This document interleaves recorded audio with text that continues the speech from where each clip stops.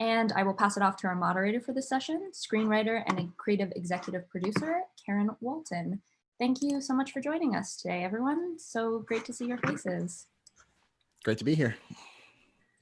Great to see everybody. Thank you so much to the Academy and to everybody joining us from wherever you may be. I really appreciate the opportunity to talk to all of these incredible talents.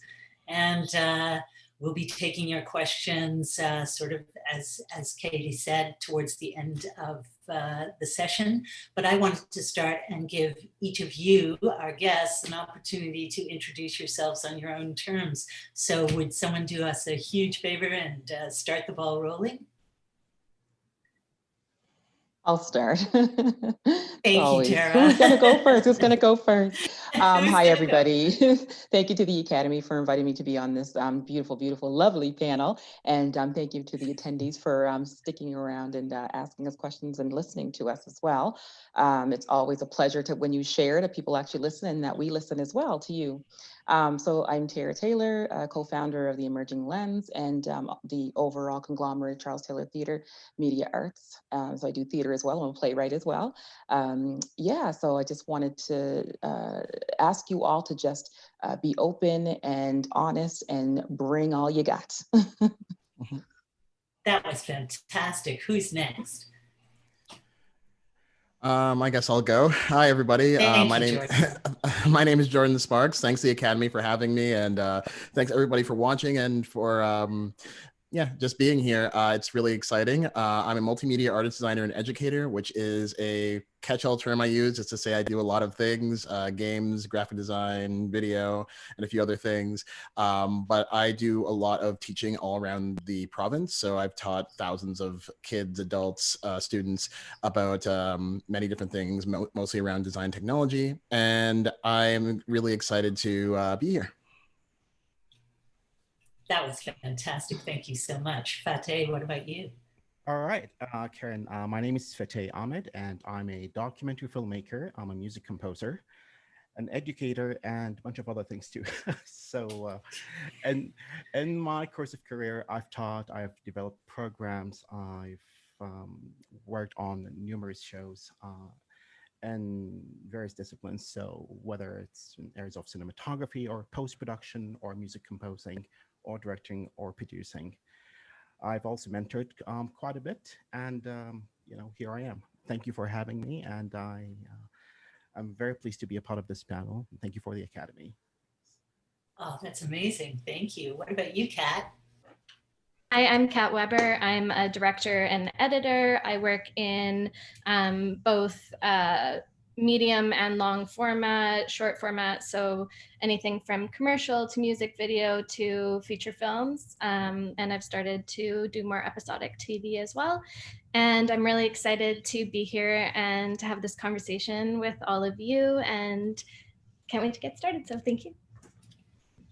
That was brilliant. How about you, Steph? And I'm Steph, and I'm living in Halifax, Nova Scotia as a filmmaker. Thanks for having me. Wonderful. And as introduced, I am, my name is Karen. My friends call me Walty, please do. And I'm a screenwriter. So I started in film and have throughout my career done film and television and web and everything. And I'm supercharged to have this conversation because mentorship is really dear to my heart. But I know that the Academy includes people with loads of experience and people just kind of parting the curtain, wondering what the heck we're all doing in here. So I really think it's important, and tell me if you agree, to sort of get a sense from everybody about terms, right? And by terms, I mean the definition of some words, because once you're used to an idea, you tend to take it for granted. And I know I work at the community level at a group called Inc. Canada, and we always take pains to make sure we are not inadvertently excluding anybody from the conversation by making it plain where each of us are coming from in terms of what a word in the industry tends to mean to you and your experience. So my first question for each of you is, how would you define mentorship? Like, what does that word mean to you, and how has it impacted your career? And I'd love to start with Jordan if I can. Oh God, I'm the first one. Sorry to put you on the spot. Yeah, no worries. So mentorship to me, it means, I guess, a bit more than just saying, okay, I'm going to go teach you this and then just go off and do whatever. A lot of mentorship, to me, means that I'm going to be there for you as a friend, as somebody who you can talk to about these sort of things, and give you guidance, not just about like this specific one thing that you want to learn about, but just, guidance about where you're going, what the type of things you want to pursue, and, decisions that you're struggling to make. So somebody who is just sort of there for you and is there to support you, not just to like, train you and do this one thing and then just leave. You have to be there for them. And I try to be there for a lot of my students as much as I can. I love that. I love the way you specifically emphasize decisions that are hard to make, because I think we've all probably encountered them ourselves along the way, but certainly advice is easy. Guidance is different. It's contextual, right? Yeah, and it also is sometimes driven by like, your relationship with that person, right? Like, it's not like you're like, this is like when it's a trainer, like a difference between, I guess, like a trainer and a mentor would be like somebody who you go to like their workshop, they tell you how to do X, Y, or Z, and it lasts for like, a day or two. Whereas like mentorship, like you're there for the long haul, essentially. Like you're like, people can actually ask you questions and you're able to, at least help guide them and bring out, you're not training them at that point, you're bringing out more of what they are. Right. And letting and like more that even they don't even know. Right.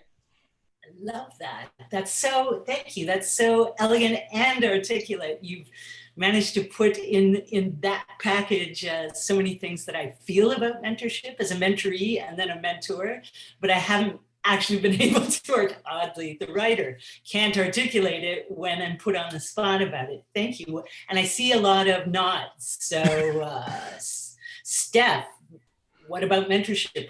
What is it for you? What has it meant to you? Or what do you do when you do it? It's really embarrassing, because I'm like, I was going to say someone you talk to in the industry. Like that was going to be my answer. And then Jordan came out with this beautiful poetic thing. And I'm like, yeah, that one. That's like yeah, that one. Yeah, I had the same feeling. I was like, well, it's a lot of things. I don't know where to begin. I feel a little overwhelmed because I've had all kinds of different experiences on both sides, right? But I'm with you. Like you and I were talking over the emails about, what was the best advice someone gave you, or so on and so on and so on. But to me, it's also about those lasting relationships, the meaningful relationships that aren't like, I got this job and you're my boss as an intern and I'm just learning X, Y, and Z. What about you, Fateh? You've got lots of experience doing this. How would you define it for someone who's just trying to figure out exactly what it is so they know how to make an ask or provide it? The way I would define it is mentorship is a relationship between the mentee and the mentor, where both go through a journey of discovery. So, and that's based typically on mutual interest, similar principles, and with a strong sense of purpose and direction that's driven by the mentee, right? So usually in a mentorship situation, the mentee is the one who dictates, the one who follows through. In a situation, in any mentorship relationship, the way it usually works, that the mentee definitely would take on the ownership and a stronger sense of responsibility that comes along with that, right? So you're sort of capitalizing on what you've learned and what you've acquired throughout the years with a much broader sense of knowledge and wisdom that you will bring to the table and share that with your mentor. That's fantastic. Well done. So beautiful, actually. I love the focus on like the engine is about a relationship. And what about legacy, Kat? How has mentorship, what does it mean to you? But also, how do you do it or receive it? And is it about legacy? Is it about passing it on? And I don't mean hierarchical, I mean like vertical into your community, into generations ahead, or how does it work for you? I love that word legacy, actually. That's a word that means a lot to me. And I feel like from, discipline that you learn from your coach as a kid to a teacher to someone in the industry now, for me, mentorship is a professional relationship where both the mentee and the mentor are embodying a student-teacher relationship at the same time.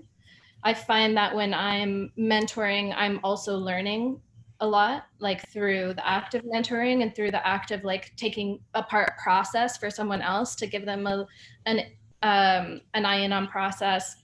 You actually in turn learn and deepen your own process. So I see it kind of as student teacher as two sides of the same coin. And then in terms of legacy, I mean, I feel like we all have those teachers that affect our style. And I come from, I assisted this amazing editor, Michelle Zucar, who was Floria Sigismondi's editor and did Bowie music videos. And when I saw that work that she was doing, it was so exciting to me. And now to be someone who's editing music videos in the industry, it's just that the idea of legacy is I sometimes will like say something or make an edit and I'll think, oh, Michelle, or oh, that's so Director X, or oh, that's something my ski coach said to me when I was a kid, So I think that legacy speaks to that kind of the voices that come out of you from your mentors before. I really love influence. I really don't believe artists can exist in a vacuum alone and do it all by themselves. And the moral and emotional support is great. And everything you guys are saying is great. And that extra added spice for me was the idea that it actually informs your own work as well. You learn from the conversation. I see Tara nodding. Tell me all about it. Like, what's your definition of mentorship? Oh my heaven. How has it influenced what you do? Wow, it has influenced incredibly. Relationship from Fateh, legacy from you, Karen. Yes, it's all of that. I guess a textbook explanation would be, professional development for leadership behaviors, and I like the student teacher aspect as well. My job as a mentor would be to offer you tools, impart knowledge, but thereby unlocking your tools and what you have to offer in the industry. So I might give you tools, but I should be able to help you find your inner power and your inner strength to be able to help lead you to success. And that, we have that because of that relational those relational experiences, then, we're helping each other still go on a journey to success. And I see in here in the question box, an experienced producer's asking, can someone experienced still be able to mentor and be mentored? Absolutely. Like, I'm a grassroots playwright. I've been doing it for umpteen years, but I don't have formal training in that, formal training in every other thing, but not in what's making me the most money now is my art. But I would still go back to school. I would still learn. I ask questions all the time from my mentors when I started out 20 plus years ago, and that's telling my age. Age is beautiful. Age is wisdom. I am right beside you. What a gorgeous answer. And thank you for grabbing that question from Jay for us. I really appreciate it. I was really struck by the passion behind everybody's answers.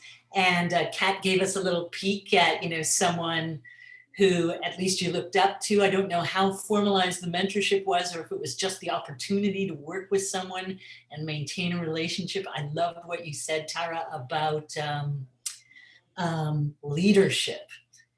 And Fateh alluded to this as well, it's leadership on both sides. It's the courage, to me, to ask for what you don't know and to seek like minds. And even really, I was mentored by a whole bunch of people I didn't think I had a lot in common with, but creatively I learned so much from, and I suspect you all had similar experiences. So I always want to give artists the opportunity to tribute someone who made a difference and what did they do for you. So if you have a mentor either right now or in the past that you want to specifically acknowledge? I think examples really help people who are trying to put their minds around, who do I need and how do I ask, you know? So what was your first or most memorable mentorship like? Fateh? Absolutely. You see, this is a bit of a complicated question because in my industry there are so many, so many professionals in so many disciplines. Starting with Tara Taylor, for example. She's great at producing. And as well, she's a festival director and a documentary filmmaker. So we exchange a lot of experiences, not necessarily in a formal setting, but more so in a casual setting, right? A lot of my friends are quite honestly my mentors. You see, and I'm their mentor as well. And when they would need me in sort of different disciplines, right? If it came to documentary or audio post or music scoring, like depending on what's needed or required. So in this industry, ultimately, your friends do become your mentors, right? In a structured setting, I would say Anne Schercher from the SAE institution was one of the mentors that I've worked with for quite a bit. And that was during time when I'm doing my master's program in media and professional practice. And her role was incredible because what a mentor does is that they help to clear the dust in your mind, and they simplify and shorten that path for you. So instead of you a little frozen, but I'm not even going to attempt. Oh, we're back. We lost you there for a second. Do you mind sort of repeating the last half of the Sure, thought absolutely. there? Yes, indeed. Sorry. Yes, no problem. So basically, my relationship with her in terms of mentorship was absolutely phenomenal because she has provided me with a stronger sense of clarification and objective. So, and that is quite necessary and it's quite important, especially if you're a person like myself who is all over the map and with lots of ideas, right? And that's usually when you have a strong sense of direction, you come to the table with so many ideas. But what a mentor does is they help you to sort of organize your thoughts and truly to pinpoint to, how to reach that course or objective in a much effective and sooner way, right? As opposed to Beautiful. right. Sorry, I didn't mean to cut you off. That was gorgeous. Again, I'm going to need y'all to come and edit me on a regular basis. And quite That honestly, clarity. there's so many. I mean, like to be honest, most of my friends. So, right. Yeah, I think that's very important, though. Yeah, it's not only your peers and who you have access to have an ongoing conversation about different elements of your career as well as your crafts, right? Because most of us do more than one thing, and none of us are capable of doing everything without requiring a conversation with someone who has a point of view that can be not just useful, but actually mutually beneficial. I'm always looking for the mutual benefit in these conversations. Jordan. Has anybody really rocked you mentorship wise? I know I'm putting people in the spot because we don't want to leave anybody out, right? We all have people. So yeah, it's a bit of a weird sort of thing for me because like growing up, I didn't really have any really much in terms of mentorship. I had a great support network and I had a great family and had people and cousins I looked up to, but I didn't really have anybody as a mentor per se. A lot of my learning was me figuratively hitting my head against a brick wall until I figured something out. So it was really hard because even the people who were really supporting me, and I super appreciate all of those people, didn't really know how to like teach me how to do these things. And so I had to learn a lot of it myself. But I noticed that when I went into university, I thought, oh, everybody in university has to be better at my craft than I am. And I found out not necessarily. Like I found out there were people in the class who didn't know how to do graphic art, and people who didn't but knew how to do film, or people who knew film who knew how to do graphic art, a bunch of people who didn't know how to do like 3D modeling and a whole bunch of other things. And I sort of knew how to do all of them. So a lot of people ended up coming to me and I ended up mentoring them sort of on how to use all these things that I knew how to do. And then I started volunteering to assist with some workshops at some nonprofits. And then I started doing workshops myself and leading student groups. And I remember thinking like, how do I teach this sort of thing? And I've never really had to like teach something before, and I've never really mentored anybody before, really. And I just sort of thought of like, okay, well, I didn't have a lot of people to help me learn this stuff. And I also remember like all the really bad teachers I had growing up. And I'm like, okay, I'm going to be the mentor that I wanted growing up. And I'm going to not be as boring or as bad as all the teachers that I ended up, that I didn't like growing up. So that was like, that still is the goal.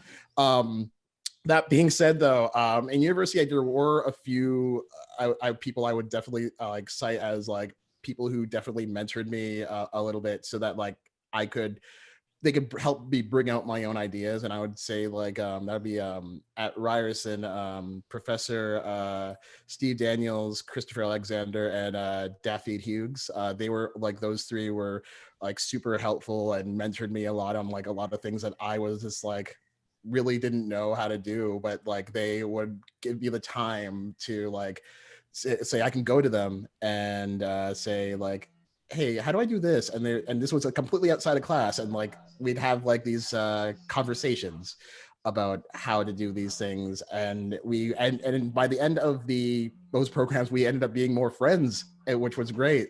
And I still talk to them every now and then, but it's those are sort of my sort of I guess mentorship stories. It's like I just didn't really have too much of a mentorship sort of relationship with anybody growing up, and I just wanted to sort of be the mentor I always wanted.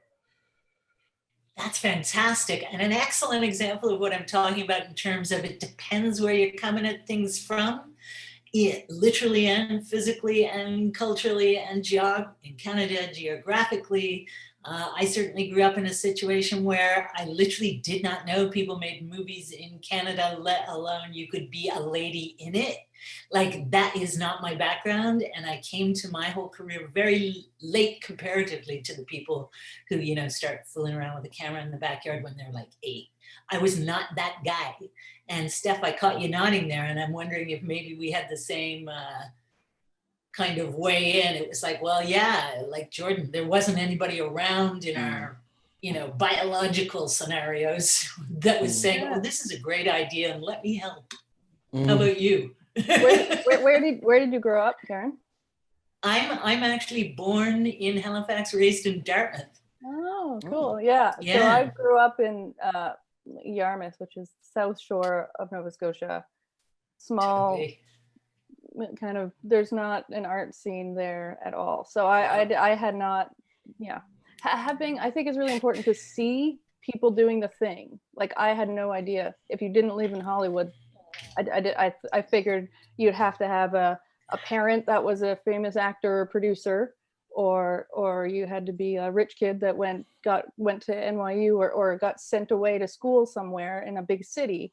Otherwise, like, I had no idea. And also, it's so much easier now because we have phones that we can shoot things on, right? And back then it was, I didn't even see a video camera until it was, I don't know, in my teenage years.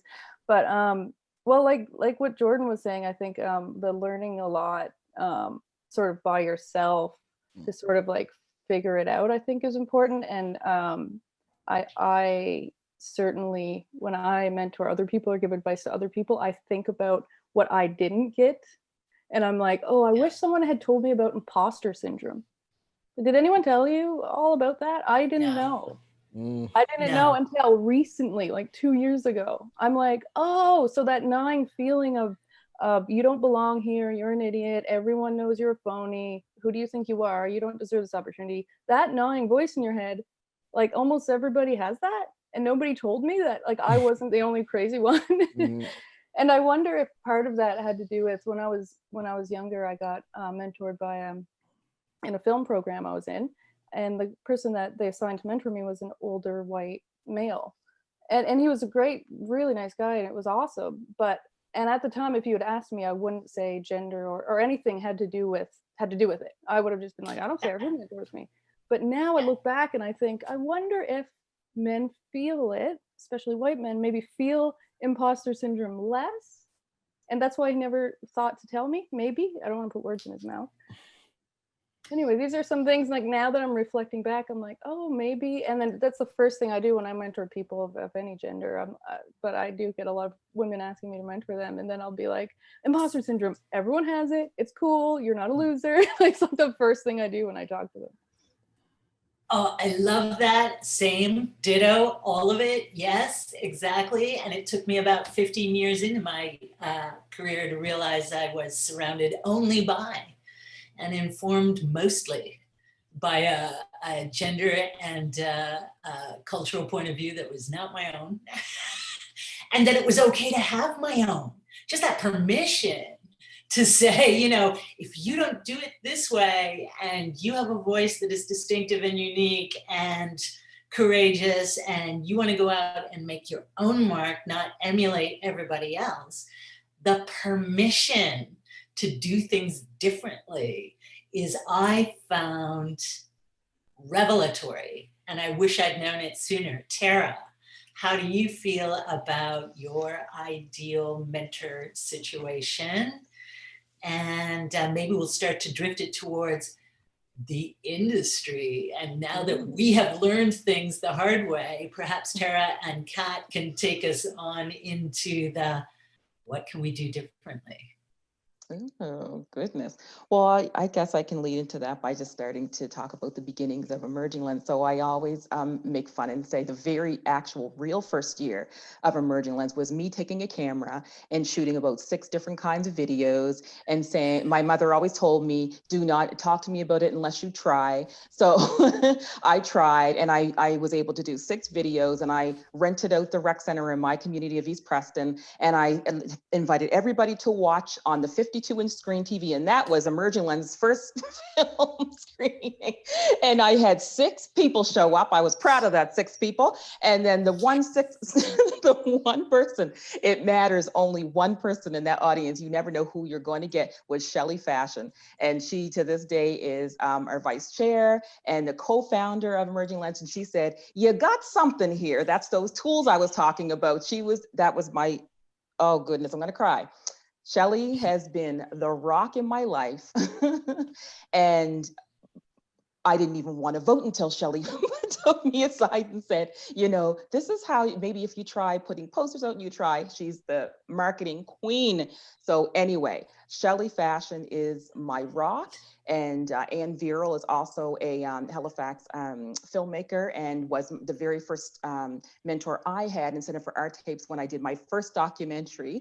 It was just, these ladies are beautiful, and I can always still reach out to them and talk about whatever I can. And Shelley keeps me on point. You need someone to keep you on point when you come off. Like Fateh talked about, the dust that's in your mind, you need someone to help you mush through that. And this imposter syndrome stuff, it's so real. You know, what do you mean you're going to hire me to do what? I'm an expert in what? I can do that. What are you talking about? Who, me? Oh, yeah, you have to really understand that whatever you're doing it for a reason. If it's inside of you, it's meant to be given out, and it's meant to the nurture comes to my mind. You're nurturing. I'm a mother of 4, and when I mentor folks, I mentor youth as well. I see it as a nurturing opportunity. So ultimately, all I'm doing is nurturing. And in this industry, boy, you want to tell me you need some nurturing. When you get turned down for those grants, and even when you get turned up for the grants, and then you have to go and make the piece, and you have to do all this and put the crew in place, and you know, hire actors and all this, you still need to be mentored and guided. Yes. We all need friends. That was gorgeous. You almost made me cry. I love that story. I love the story of the 6 people showed up, and guess what? 1 in 6, the future is calling. I love that. And now worldwide, so we came a long way. And now worldwide. I love it. I love it. I love it.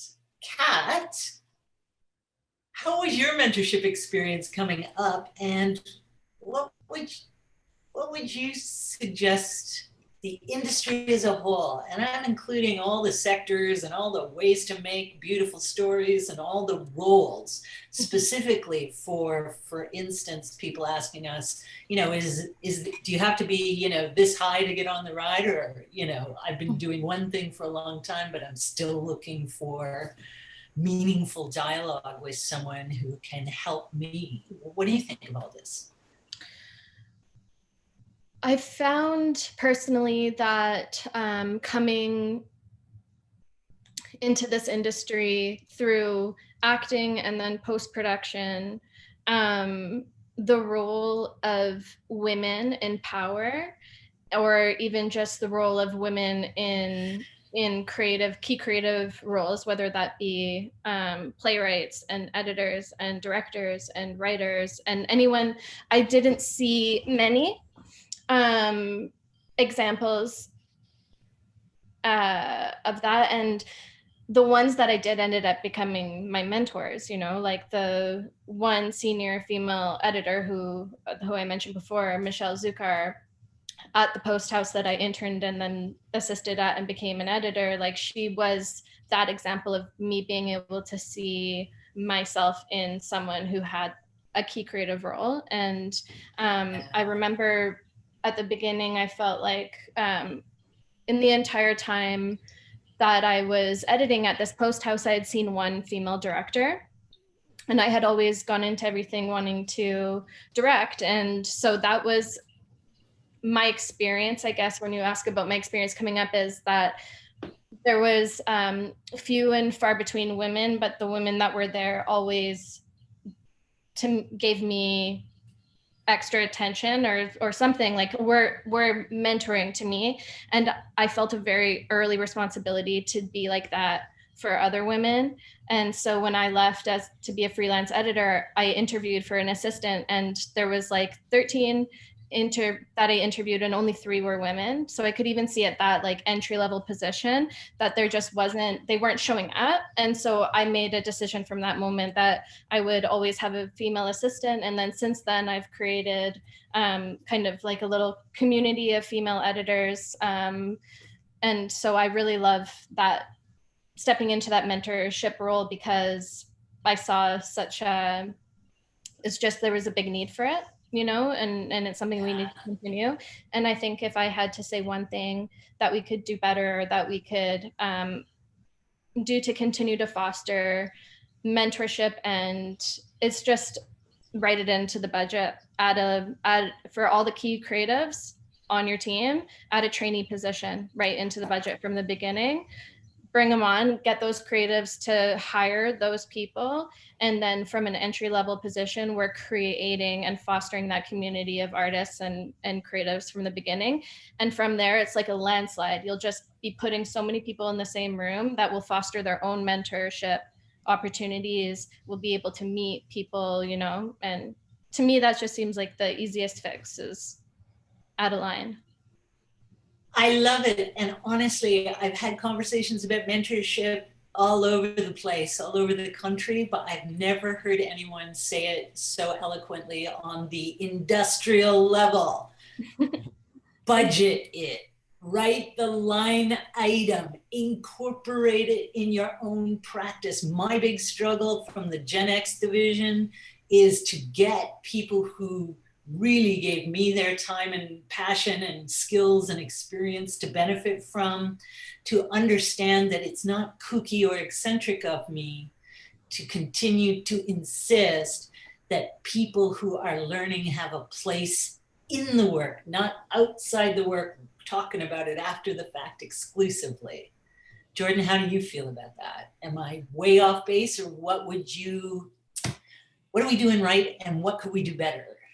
It's a sort of a complex sort of, I guess, question, because I feel that it depends, I guess, on where you're trying to reach them, and and I guess, like, you know, demographic and like area.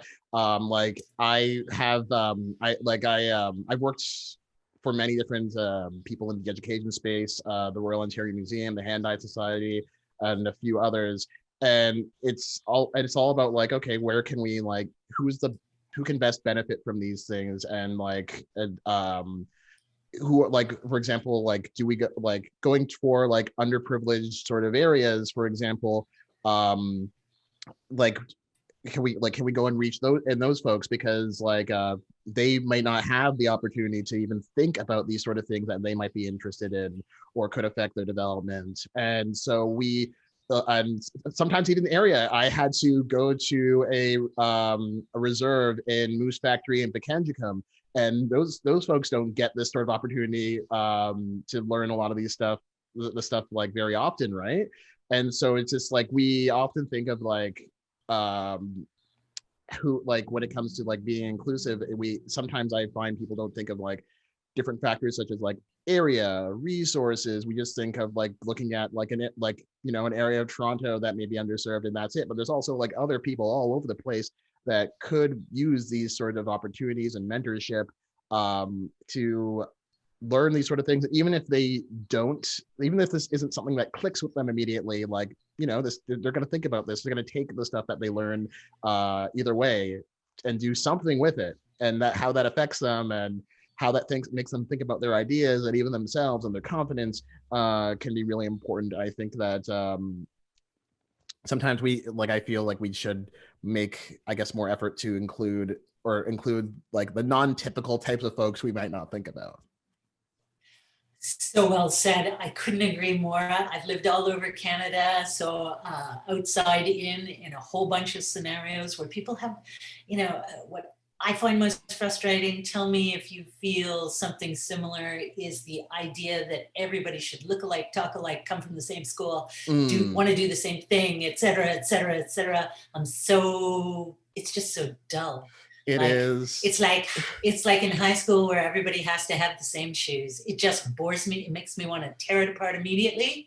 And mentorship, am I getting this straight, is a way to challenge what we have traditionally got in the habit of thinking is cool, acceptable, worth it, and okay, from the people all the way up to what they do.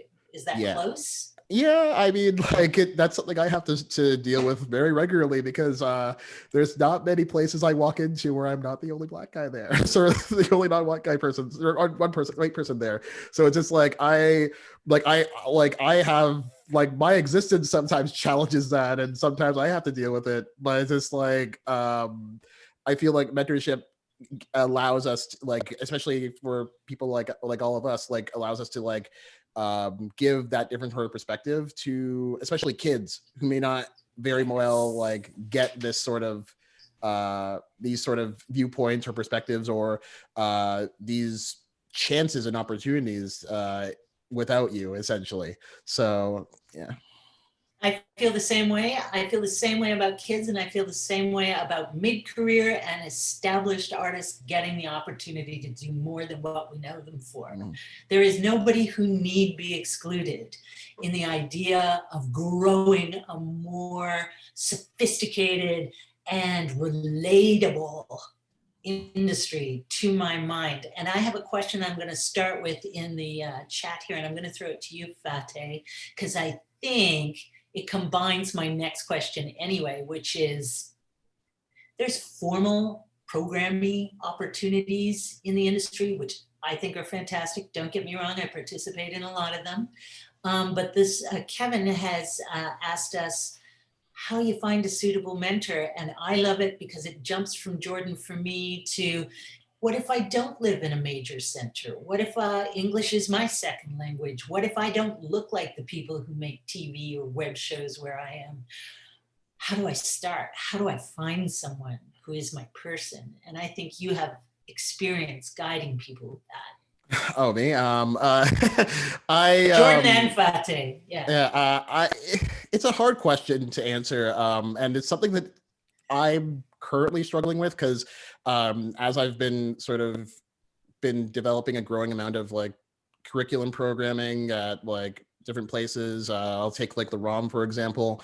Like, we try to figure out like how we can reach people who may not get these opportunities or may not have certain things accessible to them. And it's very hard because you have like, and it comes down, I guess, to planning. It's hard for people to just off the bat, I want to find a mentor, let's go find one. It's very hard for people to do that unless there's a program where the people who can mentor you are given the opportunity to get connected with you. I'll give one example. At the ROM, we have a program called Hack the ROM. We teach kids across the province around about Indigenous culture. And we then teach them how to make respectful video games around that sort of content. And so when it comes to that, we're not just serving kids in Ontario, or in Toronto, I should say, we're serving kids all over Ontario. That includes like very remote native reserves up north and these very hard to get to places. And the fact that we built in that we're trying to get to these places that don't necessarily have these resources or or isn't targeted for these sort of things. And we're saying like, okay, we'll come visit you once or twice, and then we'll make like a way that you can connect with us on video chat, and then support the teachers and support the students, and then also support the kids who are also here. And so we end up try as much as we can to make this program like accessible so that they can connect with us. Sometimes you find a mentor just by accident. I had a kid who I mentored by accident, or I mentored. He registered for like one program, then really was into it, and then wanted me to like mentor him for a while. And I still talk to that kid, and he's asking me now to help him figure out university choices. So it's just like, sometimes it's hard to say like, it's hard to recommend like, go find a mentor, like you just go find one, because it's hard. But if you can find certain programs that allow for those connections to be made, or you go up to, well, when COVID is not around, you go to like different events to meet new people. Sometimes you end up meeting your mentors by accident, and sometimes you do it by a program that facilitates it. And I would just say like, try to look out for those opportunities as much as you can. And if there's like ways that you feel that you can like, that would make mentorship opportunities more open to you, like I would recommend like, telling somebody, I guess maybe even in this panel, or people who like, if there's a mentorship opportunity that excludes you, maybe reach out to those people who are doing those programs and say, this thing excludes, I would be really interested in this thing, but this thing excludes me because of X, Y, or Z. And then sometimes maybe they might be able to make an exception for you and facilitate you in some way. But it's always a challenge to make a program that's really does reach all the people and gets all the people who need it. And trust me, a lot of us are trying, but if there's a blind spot that we have, like reach out to those people and say, this program's not accessible to me because of this, and maybe something can change. Thank you. That was amazing. And so I love the idea that, not only are there, my concern with programs is resources are limited.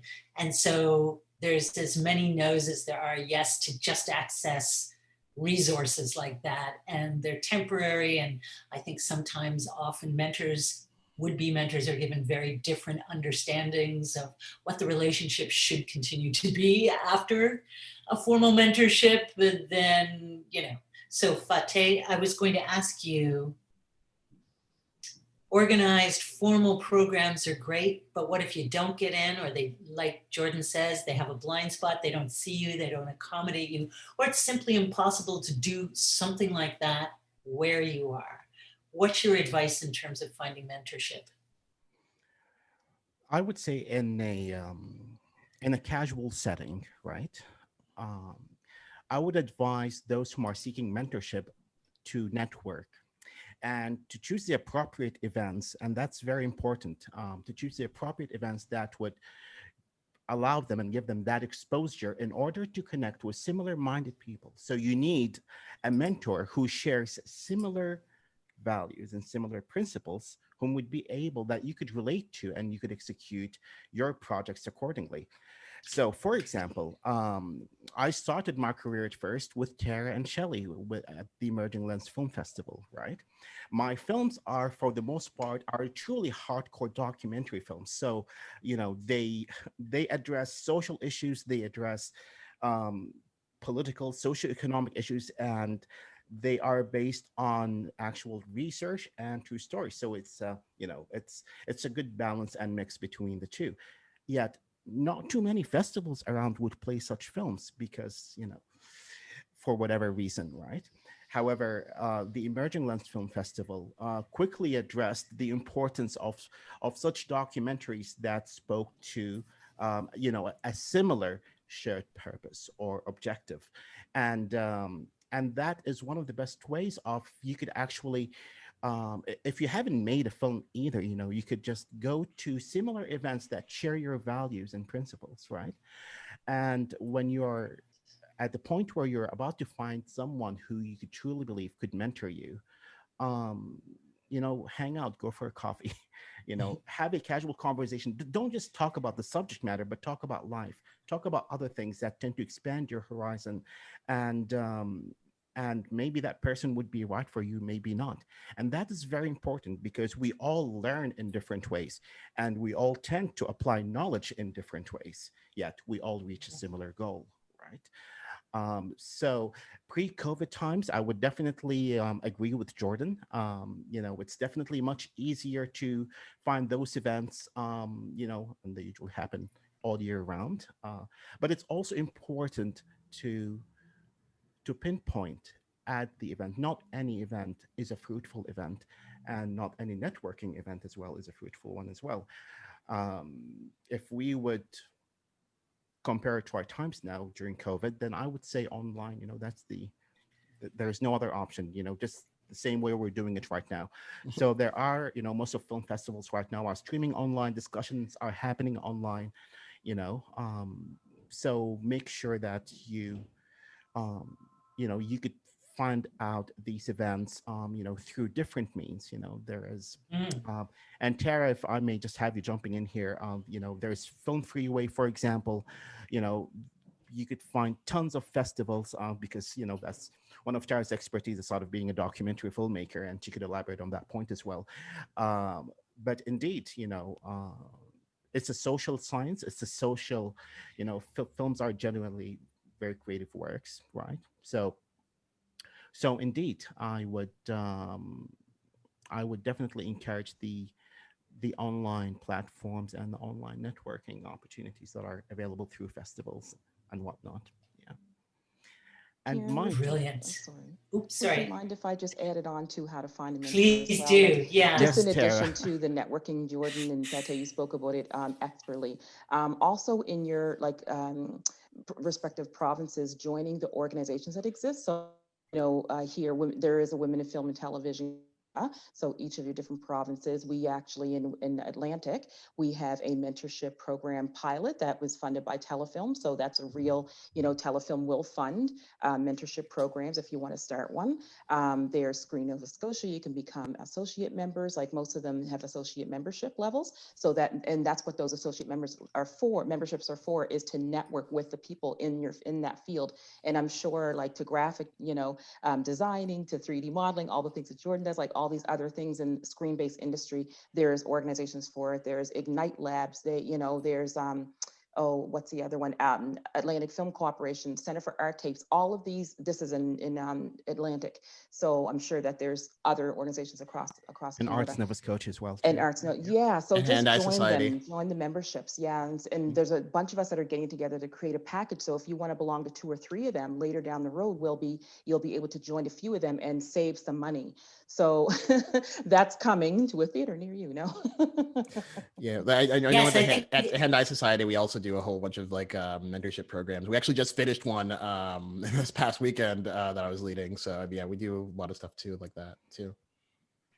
It's incredible. And there are formal, like, organization-based opportunities, but also just organizations. If you are in Canada, there is not a region that does not have some kind of place to connect. And if I can do the regions any favors, and Tara knows I always say this, You are geographically only as stuck as your mind believes the ground under your feet is what holds you.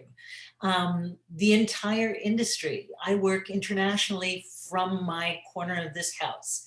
The entire industry is working this way all the time anyway. So even if you're camera shy, even if you're not really sure how everything works on the computer, no matter how old you are or who it is you're looking for, ideally, I truly believe the opportunity, the silver lining here during this particular year, and I think it's going to last for a while personally, is a whole bunch of people that you would never meet and talk to are sitting in front of their computers all day and are online and are engaging this way with the festivals, with the organizations mentorship programs. And here we all are.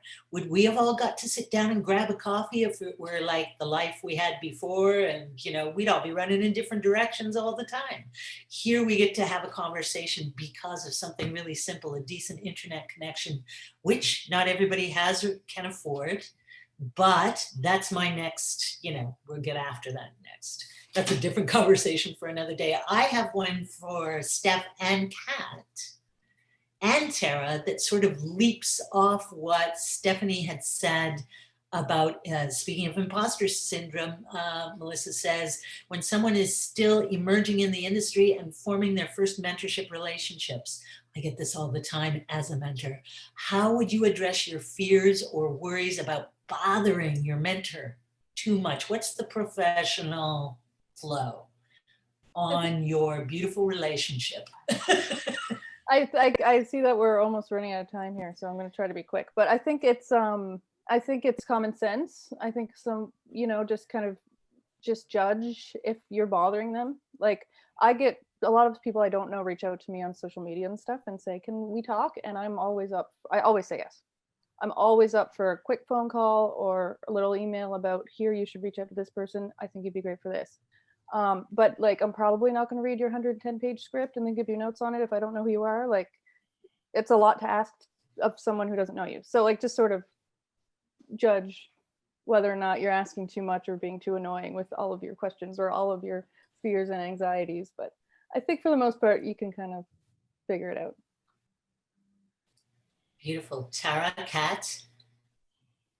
Yeah, I like that, Steph. It's actually amazing, because just understand that you're asking someone for their time. You're asking them for their social capital, their energy. So just that two-way street, that give and take, just respect that. You know, it could be just a lunch, it could be a walk.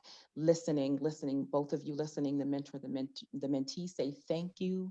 You know, you can set up another appointment and they become a part of your network. So you'll, like Jordan mentioned earlier, that, you know, there's some people that still reach out to him later on, and that he might reach out to later on. So that's really important. Like, I still have Shelly 20 plus years later, I still have her to lean on. So it's just that being responsible. And are you mentorable? Is that a word? Somebody Google it real quick. It is now. It is now. Are you mentor friendly? Yes. That was beautiful. I think you just hit mute on the mic there, Tara, probably on purpose, but just in case you weren't finished. Oh, and Kat, no, I was finished. So sorry. I'm sorry. Yeah. Okay, cool. I was like, it seemed to stop abruptly. Did I do it? Force of habit. Is it my fault? Imposter syndrome. Kat, Karen, what do you have to say with it? Yes. If I may add, if the person has way too many questions and so on, then maybe training could be an alternative. Right? Excellent point, my friend. I feel we have a sequel to this panel about how to. I do feel that there's probably a second conversation. Kat, I'm going to give Kat an opportunity to weigh in on this. Like, how do you find a mentor, and what do you do? How do you do it if you're brand new and you just don't want to bug people? Yeah, for me, finding a mentor, I think that there's going about your daily life and whatever your practice is or what you're trying to do, and just be open to the people that you meet along the road, and I think in terms of that imposter syndrome, or feeling like, oh, should I, like, you miss all the shots you don't take, and so reach out, and then from there hopefully that mentor and you can create some kind of transparency of like, if you reached out and you're talking on Instagram and you ask, hey, can I get your email? Then, if their email comes with their phone number, maybe don't call them on their phone. Like, keep it in the information. Like, I guess it's just important for us all to like create boundaries of how we communicate. And so even as the mentee, just respecting the boundary that you have, and keeping it to email, and allowing and following the relationship like you would in many social environments. But I think just, yeah. That was beautiful. I really value that, because I think it's easy for people to forget when they have the opportunity to talk to someone who's really special to them existentially. They forget we're people too. And I don't mean the we, like all mentors. I just mean like, it's nerve-wracking to ask someone and you get sweaty palms. I still get sweaty palms. There are certain industry professionals, I still get way too nervous to say anything when I'm at the table, and I have nothing to complain about. Like, great, I'm at a table. But I want to combine one more set of questions, if the Academy will indulge us. An anonymous attendee, you're absolutely right. One of those organizations that covers the whole planet Canada is the Academy. Woohoo! And if you can't afford to attend events because you're not a member yet, I think you better come over to Canada and let us know, because you'd be surprised what we managed to find and give away for people who can't always afford it. I want to do two more little questions. I'm going to combine them from Gemma and Ellie. So Gemma was asking entry-level jobs, recent film grads during a pandemic. That's complex. And Ellie's saying, where can students find opportunities, period? Like, which to me are all part of the same package. So I see this as you guys' opportunity to leave a parting thought, encouragement, positivity, students coming out of school, students stuck out of school, no opportunity to reach out and whatnot. If you were in this situation, and maybe some of us are, what would you advise, mentor our students out there of all ages about how they can be accessing mentorship and opportunities right now? That'll be our act of kindness as a group. Stephanie, do you want to start? Yeah, it's going to be a really annoying answer to anyone out there. You just have to do a lot of work. And it's like when people say, how do I get in shape? You're like, you got to work out and eat well. And people are like, oh, I want a quick answer. That's like, I want to buy a thing. No, you just have to do a lot of work. You have to make a bunch of movies, music videos, whatever it is you're doing. Almost everyone has a smartphone. If you don't, or you go to your local place to rent a gear, some cheap camera or something, there's no excuse at all to you just do a lot of work. You're doing it on your evenings, on your weekends, with your friends, with no money, over and over and over again. And then if it's good, it's going to rise to the top, and then somebody will notice and say, hey, I can start paying you to do that thing now. Well said. I think I guess like I guess sometimes there is an excuse, because like depending on like the life situation of somebody, so sometimes it can be a bit more complicated. But it's hard for me. Like, I do film as well, but I don't really work like in the industry as much as some of the people on this panel, because I do some videos, a lot of games stuff right now. But I would say, like, if for opportunities and sort of and maybe entry-level jobs and becoming more like and doing these sort of things, I would say not only look for like different organizations that are around you that maybe have opportunities and stuff like that, but also don't be afraid of making your own opportunities. Like, let's say there's a film idea you really want to do. Maybe you can gather a crew with your friends. Practice COVID guidelines, please, right now. But maybe there's some sort of way that you and your friends could come together on no budget or some budget to just, make something cool, and maybe that can lead to there's something else down the line. Maybe somebody sees it, thinks it's amazing, and starts asking you about it.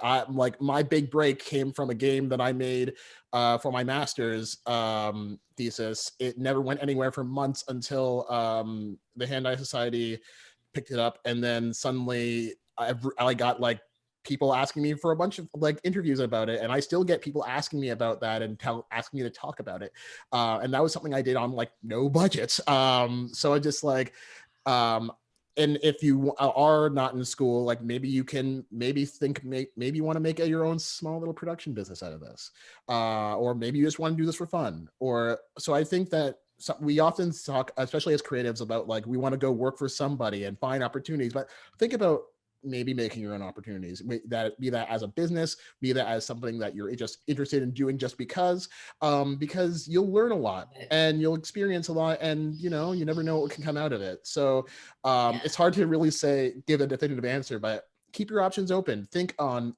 in this environment of COVID, with the limitations that you have now, technology wise, space wise, and all this other stuff, what can you make in like a month or a few months? And maybe something can come up of that, even if it's just like a simple script.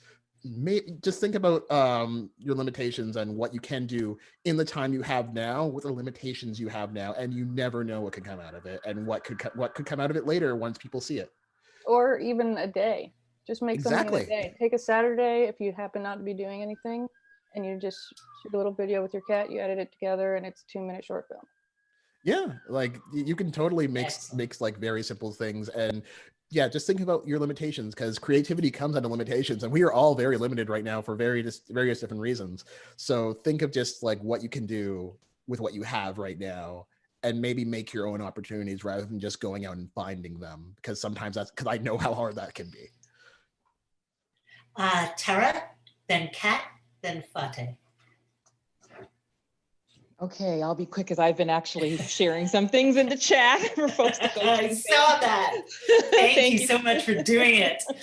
Yeah, so I also, the one I didn't add in there was LAE, Labor and Advanced Education, for folks, because Kat had brought up a very excellent idea of getting training dollars and building it into your budget. So where you can actually get funding for it. Labor and Advanced Education always has programs that you can get funding from for folks to build that into their budget producers, as well as I just put in there the National Film Board. They, on their short films, most across Canada, they will train. So I just want to make sure people just grab that out of the chat. Yeah. Great, Kat, and then Fateh. Yeah, these are all amazing. I agree with everything. Make your own work. Those resources that were shared are huge. And I think for me, it's just engage in whatever way that you can, engage with whatever tools that you can, engage, show up. And whether that's making work and putting it out there, whether that's attending these panels, reaching out to, people that you like their work, researching, whatever it is that you can be in as active a participant in what you want to do, you're going to meet those people. Like just by engaging, you're going to be put on a path you're going to intersect with someone, and just, keep putting yourself out there and keep engaging, and you'll meet those people. Amazing. And Fateh. Yes, Karen. Yes, sir. So basically, my dear, there's usually a stage in between training and mentorship. And often in education, we would refer to it as a work-term placement, right? And during that time, we would basically offer students sort of a glimpse of reality for about a month or two, where they would join in the studio or they would be with a mentor, yet we would get the feedback and they would be marked on it, but then they would have at least sort of an introduction to mentorship, sort of 101, right? And what's more important is that we would also facilitate, and we used to do all that as educators, right? In terms of getting them subscriptions, let's say at the Atlantic Film Festival or the Emerging Lens Film Festival under student discounts, joining organizations such as, Screen Arts, if you are in the music industry, then the ECMAs or so on, right? And there are actually a lot more opportunities for students and graduates than professionals, you know. And so it is right. And then you could basically, you know, join an organization, and once you're in, then you have access, you know, to all the producers, to all the directors. You have a tremendous amount of resources made available for you. And then it's quite honestly up to you. There is only one thing that we cannot teach, and that is talent, right? And accountability. So those two things depend on the trainee or the mentee, right? That falls on them. But we do our job as educators to facilitate and to give perspective, right? And the direction upon which the mentee or the student should take in an academic setting, right? But we do not guarantee success because that depends on the person. Got to do the work. Beautifully said. I feel that's a really powerful final note. If it's all right with the Academy, I believe we're gonna wrap this out. Am I wrong? Am I looking at the clock sideways? I'm just beguiled at the moment, Katie. I know that was such an amazing conversation. I am also blown away by how quickly that went by. Thank you so much, everybody, for giving your time and for participating in this. I do just want to address really quickly, because I'm seeing some questions in the Q&A in the chat about also being involved with the Academy. So you can check us out at academy.ca/members, and feel free to reach out to us at any time if you have any questions. Our team can be reached at membership@academy.ca. And if you're interested in reaching out to me, you can reach out to Katie at academy.ca. That's KATIE at academy.ca. And I should also mention as well, because we were talking about cost of membership. This year we launched an equity and inclusion fund, which provides membership fee subsidies amongst other things that ensure that cost isn't a barrier for everyone to participate in Academy events exactly like this one. So if you're interested in applying for the fund or in donating to the fund, you can also check that out on our website at academy.ca.